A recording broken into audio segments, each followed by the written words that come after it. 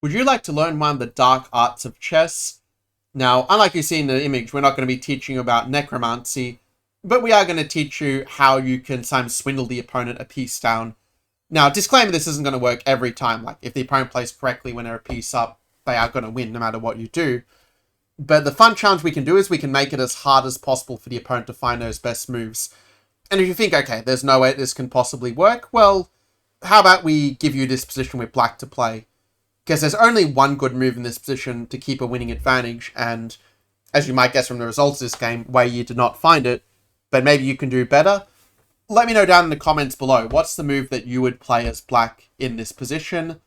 And once you've written that down, typed it up, you can compare your thought process to, my analysis of the game. And as always, if you need a bit more time to think about it, you can always pause the video and come back when you've made your decision. But yeah, interested to see how many of you come up with the move that Wei Yi did not find. So the move that Wei Yi played here was the move of queen to f8, which looks natural enough. Like, okay, you put the queen on a healthy enough square, you try to discourage c5 or something, and you're still a piece up, right? But it's not so simple, in fact. Now, some of you might have been thinking, well, when you're up material, you should exchange the pieces, which technically is generally going to be true. But if you start with queen c6, well, the problem is then there's queen d8 and you're actually going to get mated, which is not really what you want, to put it mildly. And if you play queen g8 trying to trade the queens this way, well, that's not so simple either. I mean, it looks like it's very strong at first glance, but here's how, we can apply some of those tricks I was talking about, the dark arts of swindling. Because after queen b7, it's actually not so simple. Like, white does have an idea of, pushing his c-pawn or, taking a6. And let's say if you take that pawn, like queen takes c4 here, well, white goes queen a8 and, you might be a piece up, but, where are your pieces to stop the a-pawn from advancing? Suddenly white is actually going to be holding this position with best play. So, and I mean, when you're playing a game, like, obviously, you don't know for sure, like, whether this position is going to be, like, a draw or if it's still technically a win for black. Like, that's not really the point. The point's more just to learn these ways to kind of make the most of the chance you do have in the position. And that's something like the young generation, like Pragg, Gukesh, Abdusattorov, are really, really good at doing.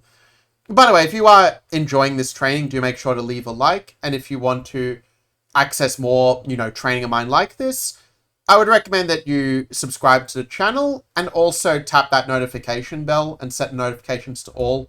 That's just going to make sure that you don't miss out on any of my training, so you just get all of them in your feed automatically, and you're just setting yourself up for success, right? So well done to those of you who managed to find the move of bishop to f6. It might not seem like it's doing that much, but one pattern you might have noticed is how this knight and queen are just a really good attacking combination. Like, they're just a perfect tag team. I don't know how many of you have watched the Rocky films, but like the one where, Rocky says about Adrian, like, we're a good, like, match for each other, because, like, we fill each other's gaps. Like, what I'm not good at, she's good at. What she's not good at, I'm kind of good at, in a way. Like, the boxer and the intellectual. And yeah, it's kind of like with the knight and queen because of how differently they move. So what this means for this position is, like, here, getting rid of that knight just makes your life so much easier.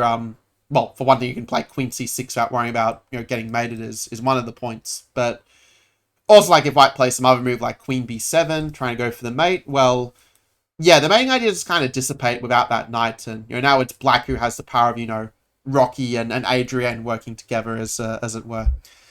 But yeah, instead of bishop f6, where you played queen at f8, and this wasn't a perfect game by any means. Like, it's a blitz game, both players made mistakes. But yeah, here white probably should play f4 and just go for the draw. Like, there's just no way out of the back and forth checks with the knight. But Pragg decides to go knight e6 and say, well, maybe I can even play for a win. It almost reminds me of old Stephen Solomon from the Australian chess scene for my Australian viewers watching this.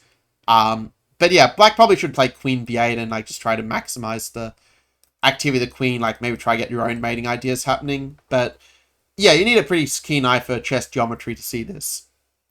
And in the game after queen e7, well, once again, white probably should go queen a8 and, like, try to get at the king in this sort of way, like queen g8. And maybe Pragg didn't see here, like, this idea of playing, like, c5 and, like, trying to deflect the queen away so you can try to give checkmate. Like, maybe he missed this point. But okay, in the game he played c5 immediately, and once again, it's kind of tough to find the best move for black. Like, the only winning move here is actually to play the move of queen to e8 to make sure that c-pawn can't queen, because queening games are all about queening the passed pawn without allowing a perpetual check. Knight g7 is nothing to worry about, like your queen is defending the knight in this case.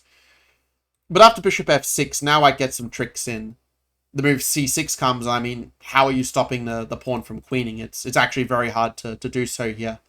Like, say you play, I don't know, knight f7 and try to swing the knight around this way. I mean, you can even just take the knight and, you know, you've got your material back and you're, at the very least, not losing anymore. Instead, black played knight takes c6, just saying, well, I'm going to lose knight anyway, let's just get it over and done with. And if black plays a5, I mean, at least you can still try to put up a fight. Like, the material is still equal, even though the queen and knight do tend to coordinate better than the queen and the bishop.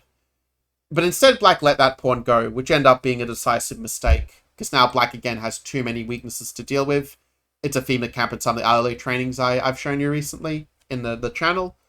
But yeah, basically white just continued just playing very well, just coordinating the knight, getting that passed pawn down the board.